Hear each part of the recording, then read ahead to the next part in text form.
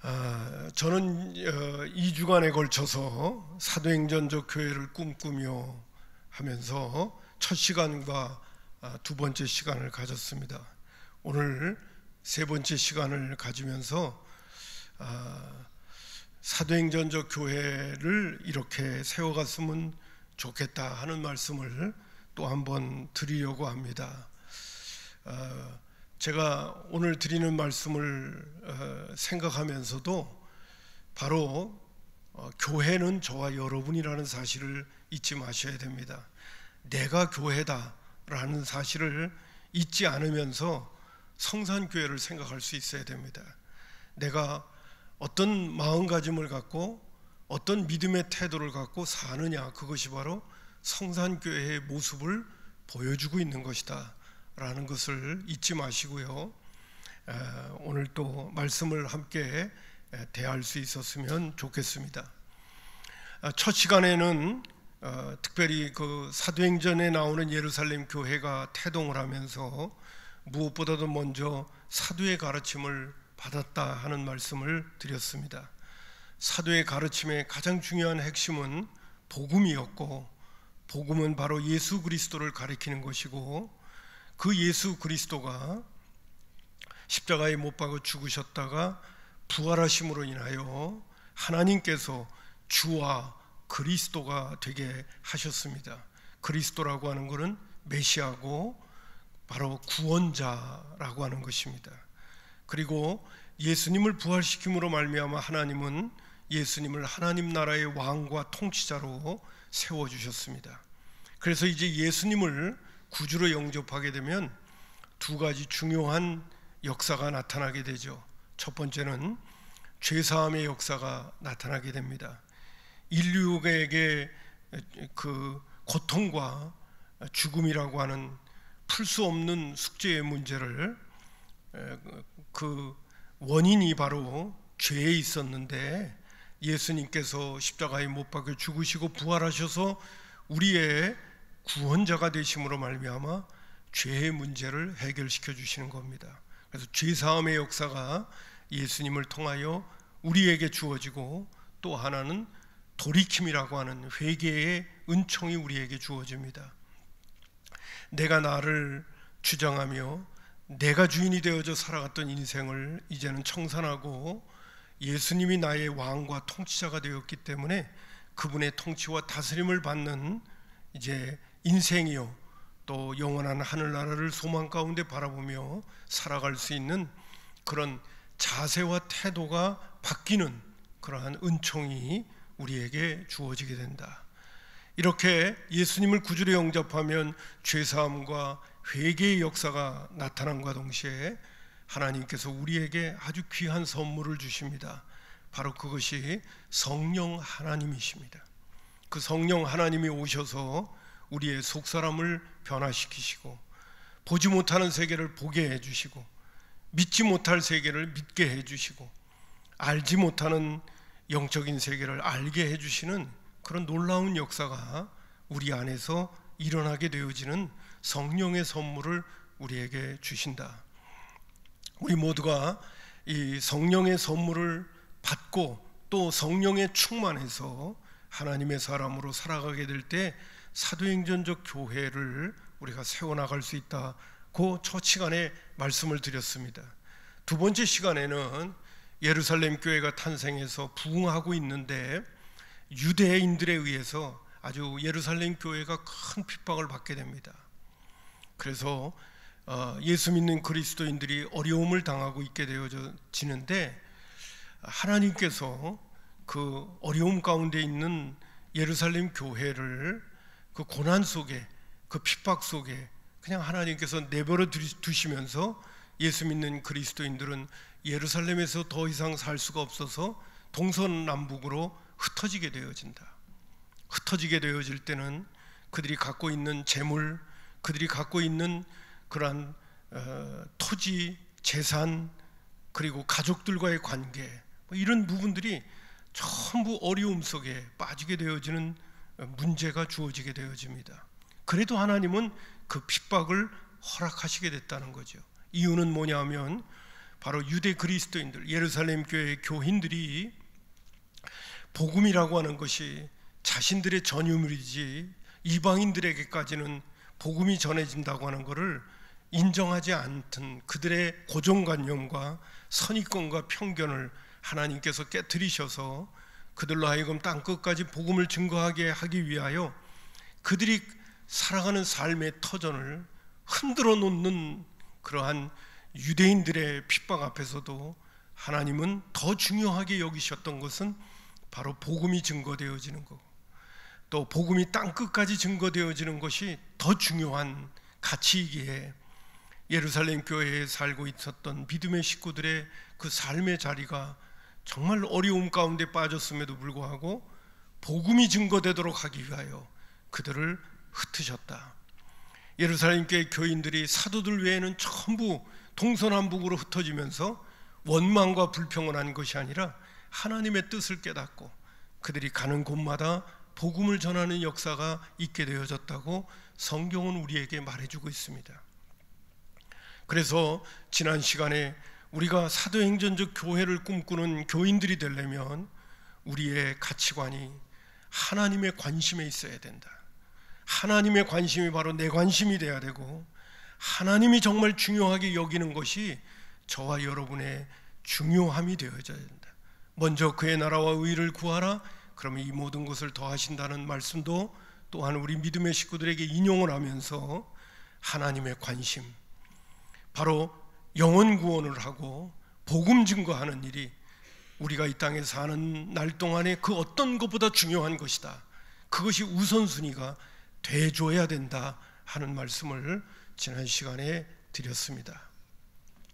오늘은 흩어졌던 믿음의 식구들 가운데 특별히 빌립 집사님이 사마리아 성에서 복음을 전하면서 역사를 이루는 가운데 성령님의 이끌림을 받았던 부분을 여러분들과 함께 잠시 나누면서 우리가 오늘도 하나님의 관심인 복음 증거와 영혼 구원을 위해서 살아가게 될 때 무엇보다도 성령님의 이끌림을 받아야 된다. 성령님이 우리에게 오신 목적이 여러 가지가 있지만은 그 중에서 참 중요한 부분이 바로 영혼 구원을 하게 하기 위해서, 복음이 잘 증거되어지도록 하기 위하여 오늘 우리의 삶을 이끌어가고 계시다 하는 말씀을 이 빌립 집사님을 통해서 오늘 말씀을 드리려고 하는 것입니다. 그래서 오늘은 특별히 우리가 사도행전적 교회의 교인들이 되려면 성령님의 이끌림을 잘 받는 그러한 믿음 생활을 빌립 집사님처럼 할 때에 우리는 하나님의 뜻을 이루어드리는 삶을 우리의 삶 속에서 살아낼 수가 있다 하는 말씀을 우리 믿음의 식구들과 함께 나누려고 하는 것입니다. 오늘 사도행전 8장 26절부터 보게 되면 주의 사자가 빌립에게 말하여 이르되 일어나서 남쪽으로 향하여 예루살렘에서 가서로 내려가는 길까지 가라 하니 그 길은 광야라 하는 말씀이 나와요. 주의 사자가 빌립에게 말하여 이르되, 또한 8장 29절에 있는 말씀 가운데 보면 성령이 빌립더러 이르되 이 수레로 가까이 나아가라 하는 그런 말씀도 언급을 하고 계시고요. 또한 8장 39절 부분에 보게 되면 주의 영이 빌립을 이끌어 간지라 하는 그런 말씀을 또한 우리가 찾아볼 수 있게 됩니다. 이 본문 말씀 가운데 여기에 나오는 주의 사자, 주의 영, 성령인데 한마디로 표현한다면 주의 사자라는 부분은 성령 하나님께서 빌립 집사님에게 말씀도 해주시고 권면도 하시고 또 이끌어 주시는 그런 내용이 언급되어져 있다는 것입니다. 빌립 집사님이 이렇게 성령의 이끌림을 받으면서 전도자의 삶을 살은 것처럼 저와 여러분들도 예수 믿고 구원받은 다음에 성령님을 선물로 받고 성령님이 우리 가운데 오셔서 우리의 삶을 이끌어 가시고 하나님의 뜻을 이루어갈 수 있도록 그렇게 우리를 인도하시는데, 우리는 어떻게 성령님의 이끌림을 이 빌립 집사님처럼 받아갈 수가 있겠는가 하는 말씀을 오늘 믿음의 식구들과 좀 나누려고 하는 겁니다. 첫 번째 제가 드리고 싶은 말씀은 우리 얼마 전에도 그렇습니다만은 성경에 나오는 말씀 가운데 바울 사도가 디모데에게 편지를 보내는 내용 가운데 그런 말씀이 나와요. 큰 집에는 금그릇, 은그릇, 나무그릇, 질그릇이 있다. 금그릇, 은그릇, 나무그릇, 질그릇이 있는데 금그릇이라고 쓰는 건 아니다.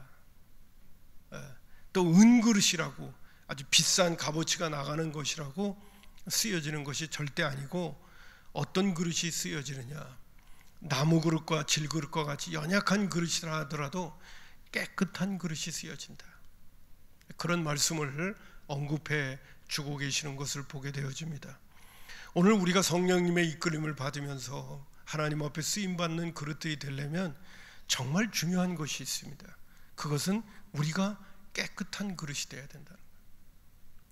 이 시대는 우리로 하여금 전혀 깨끗한 그릇이 되지 못하게 만드는 이 사회와 문화와 삶의 현장 속에 저와 여러분은 살아가고 있습니다.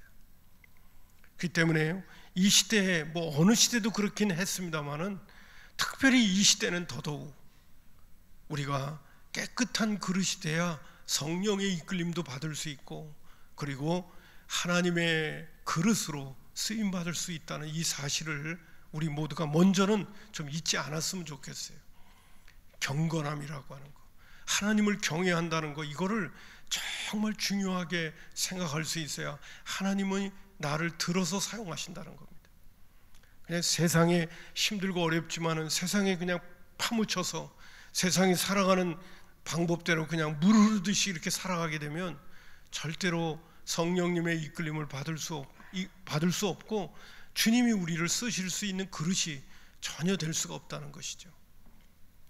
자, 그런 말씀을 드리면서 오늘 이 성령의 이끌림을 받으려고 한다면 첫 번째, 저와 여러분의 삶의 이유와 목적이 분명해야 한다는 것입니다.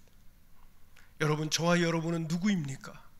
저와 여러분은 분명히 예수 믿고 구원받은 다음에 예수님을 하나님이 왕과 통치자로, 주인과 그리스도로 세우셨다면 나는 그 나라의 백성입니다. 우리가 첫 번째, 내가 누구냐, 나의 정체성이 뭐냐라고 말할 때 우리는 두말할 것도 없이 우리의 왕이요 통치자이신 예수님의 통치를 받는 백성이라는 사실을 우리는 잊지 말아야 할 것입니다.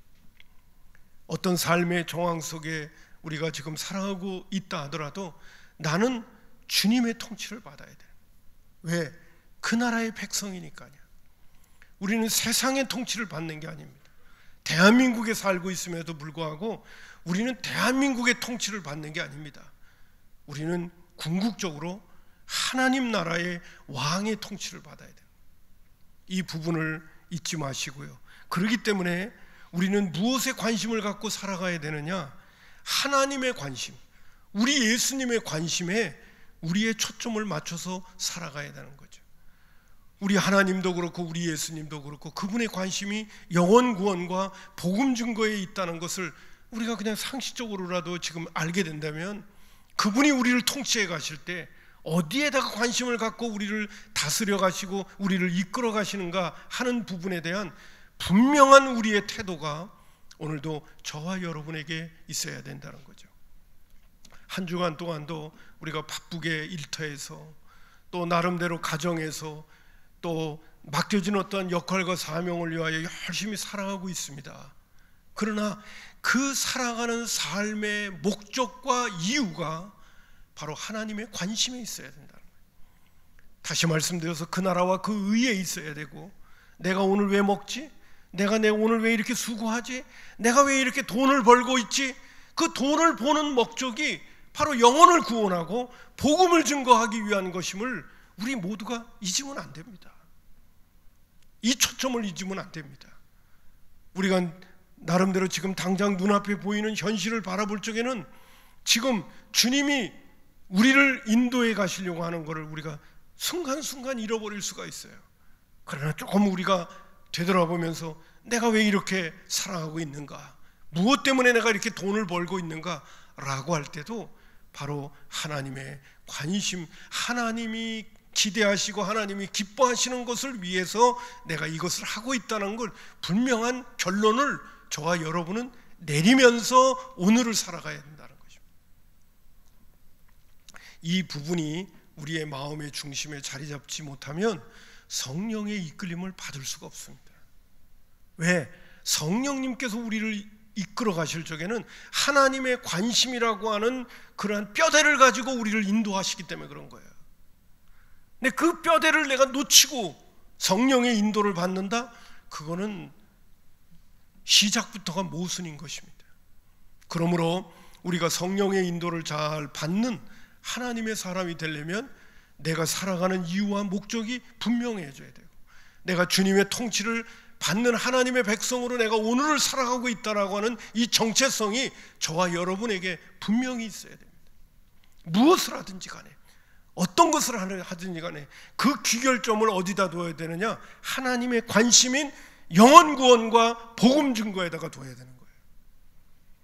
이걸 놓치면 안 됩니다. 마귀가 우리에게 다 틈을 타게끔 되어져 있습니다. 이 부분을 우리가 생각하면서 살아가야 할 것이고요. 구체적으로 두 번째, 성령님의 이끌림을 받으려면 어떻게 해야 되느냐 할 때 사도행전에 나오는 말씀 가운데 보니까요, 성령님이 일하시고 성령님이 말씀해 주시고 성령님이 이끌어 주실 때마다 특별히 기도할 때에 기도하는 사람을 통해서 하나님은 그 기도하는 시간을 통해서 하나님께서 여러 모양으로 말씀해 주시고 역사하시고 성령님께서 인도하셨던 부분들이 나옵니다. 그래서 오늘 제가 설교 교환안에 여러 군데를 제가 한번 적어놨어요. 첫 번째는요, 베드로와 요한이 제9시 기도 시간에 성전에 올라가는 과정 가운데 성전 미문에 앉았던 안진뱅이를 일으키는 그 사건, 은과 금은 얻거니와 내게 있는 것으로 내게 주노니 나사렛 예수의 이름으로 일어나 걸으라고 할 때 그 상황도 성령님의 감동 가운데 그 성전 미문에 앉은 안진뱅이가 여럿이 있었음에도 불구하고 한 사람을 주목하여 그를 일으켜 세우면서 그 미문에 앉은 안진뱅이를 고쳐주는 사건 때문에 그 사도행전 3장의 복음을 널리 많은 사람들에게 주목을 받으면서 전할 수 있는 기회가 주어지는 것을 보게 되어집니다. 그때가 언제였느냐? 제9시 기도 시간에 성전에 올라가서 기도하려고 할 적에 그 상황 속에서 복음의 역사를 이룰 수 있는, 기적도 일으키고 또 복음도 증거할 수 있는 기회가 주어지도록 성령님이 인도하셨던 것을 보게 되어집니다. 우리가 요새 계속해서 묵상하게 되어지는 사도행전 10장에 보게 되면 이방인의 가정인 고넬료, 로마의 백부장의 가정에 하나님께서 고넬료를 구원하시기 위하여 나타나실 때에 사도행전 10장 3절에도 나옵니다만 30절에 더 구체적으로 이런 표현이 나옵니다. 고넬료가 이르되 내가 나흘 전에 이맘때까지 내 집에서 제9시 기도를 하는데 갑자기 한 사람이 빛난 옷을 입고 내 앞에 나타났다는 거예요. 제9시 기도 시간에 기도를 할 적에 빛난 옷을 입고 있는 한 사람이 내게 나타났는데, 나중에 이 문맥의 흐름을 다 보게 되면요, 성령의 역사라는 것을 알 수가 있어요. 베드로 사도에게 또 나타났을 적에 야, 내가 성령님께서 말씀하시기를 내가 고넬료 가정에 고넬료에게 나타나서 그로 하여금 베드로를 초청하라, 요바에 있는 베드로를 초청하라고 그렇게 내가 요구를 했는데 그의 하인들이 와서 지금 너를 만나고 있는 것이다 라고 성령님께서 베드로에게 이야기를 해줬다고 하는 말씀이 사도행전 10장에 있는 부분 가운데 베드로의 고백 속에서 나오는 것을 볼 수가 있게 되어집니다. 자, 고넬료에게 성령님께서 나타나셔서 말씀해 주시고 권면하실 적에도 언제였느냐? 기도 시간이었습니다. 또한 베드로가 환상을 보고 고넬료의 가정에서 그의 하인들이 찾아와서 이방인의 집에 찾아가게 될 때에도 사도행전 10장 9절에 보면 이튿날 그들이 길을 가다가 그 성에 가까이 갔을 그때 베드로가 기도하려고 지붕에 올라가니 그 시간은 제6시였는데 그 시간에 환상을 보고 성령님의 인도를 받게 되어지는 것을 보게 되어집니다. 뿐만 아니라 특별히 그 바울 사도가 마게도니아 지역에 아시아 지역으로 복음을 전하려고 애를 쓰는데 성령님이 막으시다가 마게도냐에 있는 한 사람이 환상 중에 나타나서 손짓하면서 우리를 도와달라고 하는 그 모습을 보게 된 것이 사도행전 16장 9절에 나오는데 이런 말씀이 나옵니다. 밤에 환상이 바울에게 보이니 마게도냐 사람 하나가 서서 그에게 청하여 이르되 마게도냐로 건너와서 우리를 도우라 하거늘, 그렇게 말해주고 있어요. 밤에라는 말이 나옵니다. 밤에 환상이 바울에게 보였어요. 밤중은 어떤 시간이냐? 사실 빌립보 지방에 가가지고 옥에 갇혀 있을 적에 바울과 실라가 사도행전 16장 25절을 보면 한밤중에 바울과 실라가 기도하고 하나님을 찬송하며 죄수들이 듣더라, 그렇게 말해주고 있어요. 그러면 이 밤이 언제냐, 환상을 볼 수 있었던 시간도 언제냐라고 질문을 던진다면 바로 그 시간은 바울과 실라가 기도하는 시간이었다는 사실이죠. 그것을 추측해 볼 수가 있게 되어집니다. 성령님의 이끌림을 받고 성령님의 음성을 듣고 환상을 보고 성령님의 역사를 경험할 수 있는 시간이 언제냐라고 말한다면 그거는 기도하는 시간,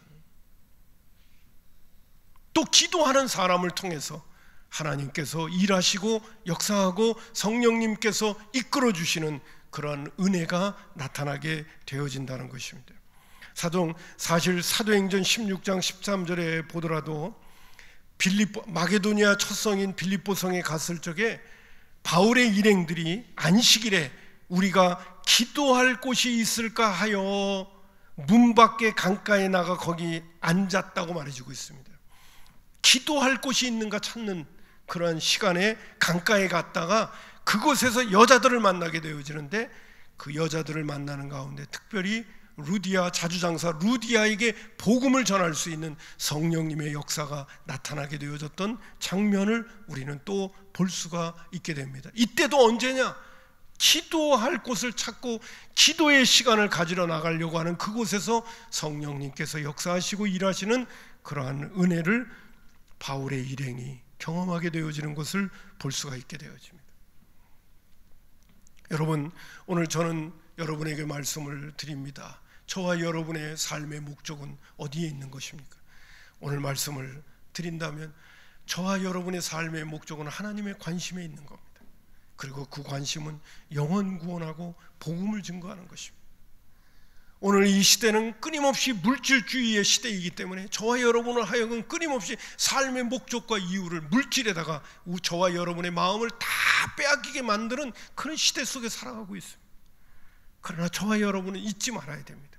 그 물질 자체도 하나님의 관심을 위하여 필요한 것이지 내 관심을 위하여 필요한 것이 절대로 아니라는 사실을 우리는 생각하면서 오늘도 내가 살아가는 이유와 목적을 분명히 하고, 두 번째로는 그 이유와 목적을 이루기 위하여 우리가 정말 챙겨야 될 부분이 뭐냐? 저와 여러분에게는 기도 시간이 있어야 된다는 사실, 기도하는 사람이 되어야 한다는 것입니다. 할렐루야. 하나님께서는 기도하는 사람을 통하여, 기도 시간을 갖고 있는 사람을 통하여 그 시간에 성령님이 일하시는 모습이 확연하게 드러나는 것이 사도행전의 믿음의 식구들의 역사 속에서 우리는 찾아볼 수가 있게 되어지는 것. 저와 여러분의 기도 시간은 언제입니까? 저와 여러분이 기도하는 기도의 장소는 어디입니까? 우리가 정말 사도행전적 교회를 꿈꾸며 하나님이 기뻐하시는 삶을 이 땅에서 살아내다가 주님 앞에 설 수 있는 하나님의 사람들이 되기 위해서는 삶의 목적뿐만 아니라 그 목적을 이루기 위하여 저와 여러분은 성령의 이끌림을 잘 받으려고 기도의 시간과 장소가 저와 여러분에게는 반드시 확보되어져야 된다는 사실입니다. 아멘입니다. 좀 더 나아가서 마지막으로 드리고 싶은 말씀은 뭐냐 하면, 성령님의 이끌림을 받는 데 있어서는요, 성령님의 인도에 대해서 전폭적으로 순종하려고 하는 태도가 저와 여러분에게 있을 때에 성령님의 이끌림을 받는다는 사실입니다. 여러분, 오늘 본문 말씀이 길었지만은 여러분 한번 26절을 다시 한번 보시기 바랍니다. 26절에 이렇게 말씀하시죠. 주의 사자가 빌립에게 말하여 이르되 일어나서 남쪽으로 향하여 예루살렘에서 가서로 내려가는 길까지 가라 하니 그 길은 광야라 이렇게 말해주고 있어요. 여러분, 지금 빌립 집사님은 사마리아 성에서 사실 예루살렘 교회에 핍박이 있어서 흩어졌지만은 성령의 이끌림을 받아 특별히 유대인들이 상종하지 않는 사마리아 사람들이 살고 있는 사마리아 성에 빌립 집사님이 와서 복음을 전하는 과정 가운데 하나님께서 사마리아 성의 사람들의 영혼을 구원하려고 기적과 표적과 그리고 병고침의 역사와 중풍병자가 낫고 귀신이 떠나가며 그 사마리아 성에 큰 기쁨이 임하게 하시는 놀라운 일, 그리고 예수 믿는 사람들이 나타나게 되어지고 세례를 받는 역사들이 나타나게 되어져서 지금 엄청난 사마리아 성에 부흥이 일어나고 있는 그런 상황입니다. 그 소식이 예루살렘 교회에도 들려가지고 베드로와 요한이 급파되어져 내려와가지고 그 사마리아 성에 교회가 세워졌다는 얘기를 듣고 또 말씀을 전하면서 안수하여 성령이 받게 만드는 그런 놀라운 역사가 지금 사마리아 성에 일어나고 있거든요. 근데 하나님께서 빌립 집사님께 뭐라고 말씀하시냐면 남쪽으로 향하라는 거예요. 사실 빌립 집사님은 예루살렘에서 사마리아 성으로 가는 거는 북쪽으로 올라가는 거거든요. 근데 남쪽으로 내려가라고 얘기를 하고 또 가사까지 내려가는데, 가사라고 하는 곳은 애굽으로 내려가는 광야길이거든요. 그것은 사마리아 성에서 가사까지는 100km 이상이나 되는 교통편이 발달되어지지 않고 사람이 걸어서 가야 되는 그 길인데 갑자기 주께서 빌립 집사님으로 하여금 가사로 내려가라, 그것은 광야라고 얘기합니다. 광야길이라고 얘기해요. 광야에는 사람이 없는데 갑자기 주의 사자가 성령님께서 가사로 내려가라고 명령이 내려졌을 때 빌립 집사님이 얼마나 당황했겠습니까? 아유 주님, 사마리아 성에서 지금 복음사역 잘 감당하고 있고 많은 사람들이 예수 믿고 이 사람들도 잘 양육도 해야 되고 잘 챙겨야 되는데 왜 사람도 없는 가사라고 하는 광야로 나를 가라고 하십니까? 라고 얼마든지 우리 주님께 질문도 던질 수가 있어요. 의구심을 가지고 자신의 입장을 얼마든지 이야기할 수가 있습니다. 그럼에도 불구하고 오늘 빌립 집사님은 성령님의 이끌림을 받게 될 때 남쪽으로 내려가서 예루살렘을 지나 가사로 내려가라, 사람도 없는 그곳으로 가라고 그럴 적에 빌립 집사님은 순종하고 가는 모습을 보게 되죠. 인간적으로는 지금 갖고 있는 자신의 환경과 상식으로는 도저히 이해가 안 되는 주님의 명령입니다. 그러나 그 말씀에 순종하고 가사라고 하는 곳을 향하여, 광야에 사람도 없는 그곳을 향하여 가는데, 거기서 에디오피아 넷이 간닥의 국고성을 맡아서 여왕의 국고성 재무장관이 역할을 하고 있는 그런 넷이를 만나게 되어지는 역사가 있게 되어집니다. 그 넷이는 예루살렘에서부터, 제가 지도를 하나 보여달라고 그랬었는데 아직도 안 띄워지네. 지금쯤 띄워주어야 할 상황입니다.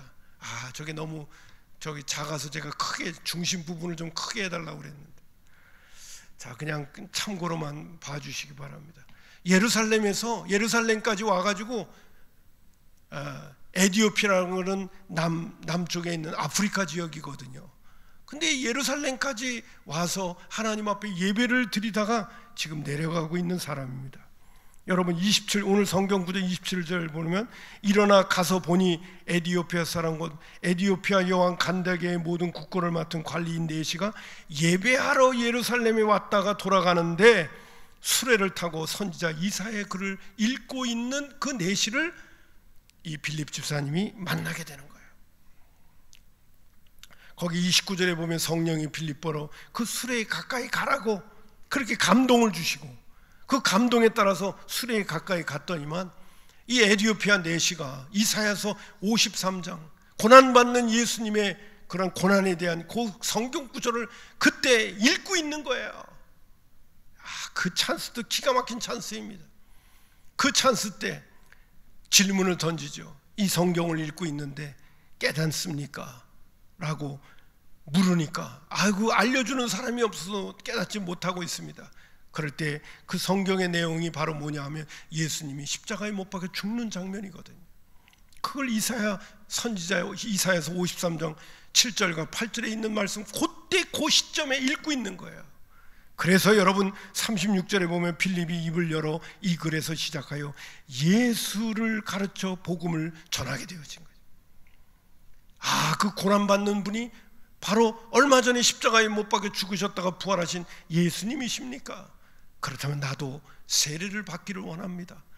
그래서 물이 있는 곳에 개울가가 있었던 것 같아요. 그곳에서 세례를 받고 이 에디오피아 내시는 자기 살던 곳으로 돌아간다고 하는 거. 그리고 저도 예전에 그 다큐멘터리 보게 되니까요, 이 에디오피아에 그때 당시에 복음이 증거되어져서 2000년 동안 기독교의 역사가 일어났던 그런 문화와 문명들이 그곳에 있는 그러한 다큐멘터리를 제가 본 적도 있습니다. 여러분, 남아프리카 지역에, 남쪽의 아프리카 지역에 복음의 초석을 깔기 위하여 빌립 집사님이 아마 사국계나도 이러한 역사는 있을 수 없, 성령님의 이끌림이 아니었다면 이 에디오피아 내시를 만날 수도 없었고 복음을 전할 수 있는 기회도 안 됐을 거예요. 그러나 성령님의 이끌림을 받으니까 남아프리카 지역에도 땅끝까지 이르내 증인이 되리라고 하신 그 성령의 역사가 그곳에서 내시를 만나게 만드시고, 그 내시를 만나는 과정 가운데 복음을 전하게 하시고 예수를 믿게 하시고 세례를 받게 하시고, 그리고 아프리카로 에디오피아에 가서 다른 사람들에게도 복음을 전할 수 있는 그러한 교두보 역할을 만드는 놀라운 일이 일어나게 되어졌다. 어떤 면에서 보면, 후대에서 보면 사마리아 성에 복음 전하는 것보다도 에디오피아 내시를 통하여 에디오피아 사람들에게 복음의 역사를 일어서 더 많은 사람들이 구원받는 일에 빌립 집사님이 쓰임 받았을지도 모르는 그러한 입장인 것을 우리는 이 본문 말씀 가운데서 찾아볼 수가 있게 된다는 사실입니다. 내 상식으로는, 내 지혜로는 도저히 납득이 안 가는 성령님의 명령이고 성령님의 말씀이지만은 그 말씀에 순종하게 될 때 하나님이 하시는 놀라운 일을 빌립 집사님은 경험하게 되어졌다는 것입니다. 저와 여러분들도 마찬가지입니다. 오늘도 삶의 목적과 이유를 분명히 하고 내가 하나님의 나라의 백성이라는 것과 동시에 성령의 인도를 받는 사람이 되려면 늘 저와 여러분에게도 기도와, 그리고 기도해야 될 장소와 시간을 가지고 늘 깨어서 기도하는 가운데 성령님의 인도를 받고, 그것이 때로는 내 이성과 그리고 내 상식에 납득이 가지 않는 부분이라 하더라도 좀 전에도 말씀드린 것처럼 먼저 그의 나라와 의를 구하라, 그러면 이 모든 것을 더하신다는 하나님의 약속의 말씀을 붙들고, 때로는 내가 살아가는 이유와 목적이 목사님은 너무 먼 데 있는 얘기를 하는 것 같다, 그렇게 들릴지 몰라도 저와 여러분이 살아가는 목적이 성경에 그 기초를 두고 바로 하나님의 관심이 내 관심이 돼야 된다. 내가 복음을 증거하고 전도자의 삶을 사는 것이 내가 오늘을 살아가는 이유와 목적이다 하는 부분을 분명히 하면서 늘 깨어 하나님 영혼 구원을 하게 해주세요.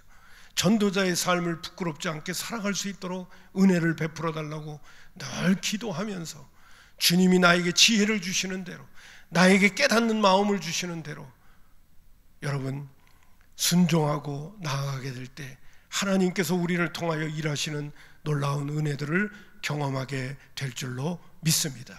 저의 개인적인 그냥 부분이라고 한다면, 저도 하나님 말씀을 준비할 때마다요 늘 하나님 앞에 기도해요. 하나님, 이번 주에는 무슨 말씀을 전해야 될까요? 할 때 하나님께서 저에게 이 말씀을 전했으면 좋겠다라고 하는 지혜를 줄 때가 언제냐? 기도하는 시간이에요.